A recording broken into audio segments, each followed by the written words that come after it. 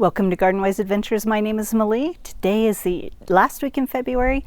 I live in Utah Zone 6/7 and it's time for another Plant of the Week video. Today we're going to be talking about another grass because I've been focusing on drought tolerant grasses lately.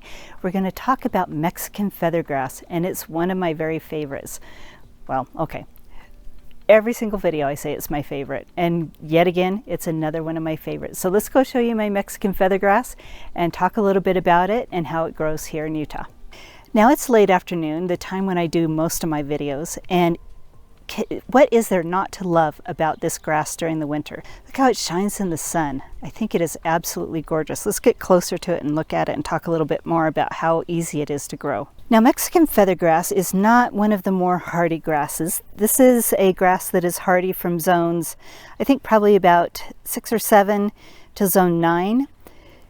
And I have seen winters where it's been cold enough to kill it off to the ground and it doesn't come back. But it does reseed itself, and let me show you what it looks like when it reseeds. So we have another gorgeous specimen right here, and let me show you on the ground around it what it looks like.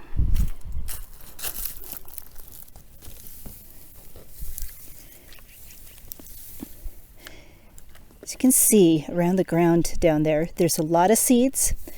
These little fuzzy things are the seed heads, or the seeds. And we've got a lot of new growth down there. And what's interesting is around this one, we don't get as many seeds that start. We do still have seeds on the ground. You can see the little fuzzies down here, but they don't seem to sprout as much. This one right here is another one that also doesn't seem to sprout as much down around the base.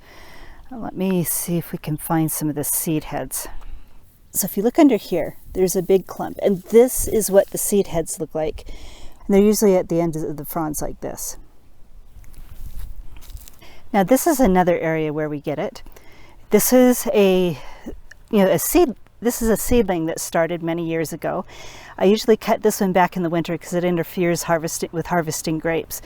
But let me show you the difference up here. And this is why some places call Mexican feathergrass invasive. Now the last one that I showed you is up in my garden area. It's in an area where it's natural soil. It gets very little, if any, water other than the natural precipitation, and that's where the seeds sprout the best. The ones behind me are in more mulched area. They've got compost under them and a lot of clay, and that's where the seeds germinate the least. It gets more water up here. So if you live in an area that's exceptionally dry, has really loose soil, it's more native soil and it's drier, I think that's going to be an area where they are more invasive. Now I do get a couple of seeds here and there that germinate, like I showed you under the first one, but Mexican feathergrass has been a wonderful grass to have on my property. I have not found it to be too invasive to not consider growing it. Now they don't like fertile soil, they don't like too much water, and they can't take the really extremely cold winters. They can take cold winters. This winter we've been down in the teens quite a few times. Other winters we get down in the single digits, probably 4 or 5 times a year. The year that it did die was a year that it got down into the negative temperatures. I think that's where the survivability is cut off, is if you hit the negative temperatures. But they're easy to find at nurseries, so you could probably just grow them as an annual. Now the only maintenance that they require is when the seed heads form. Like I showed you, they form in a clump at the end of the fronds, and the whole plant is way down. It's kind of ugly, and they spread those seeds everywhere. Whether they sprout or not is a different thing, but they will spread them everywhere.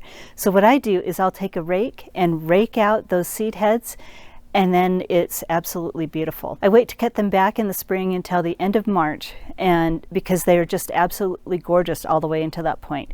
At the end of March, we start seeing the new growth start to poke through, and that's when I end up cutting them back so that we can have all new growth. So they're easy maintenance, easy to take care of, low water plants, and they're absolutely gorgeous. Now I would love to hear where you live and if Mexican feathergrass grows in your area and if it's invasive in your area. So hopefully this video has been helpful for you. If it has been helpful, I hope you like, subscribe, share it with your friends, and go have a wonderful garden adventure.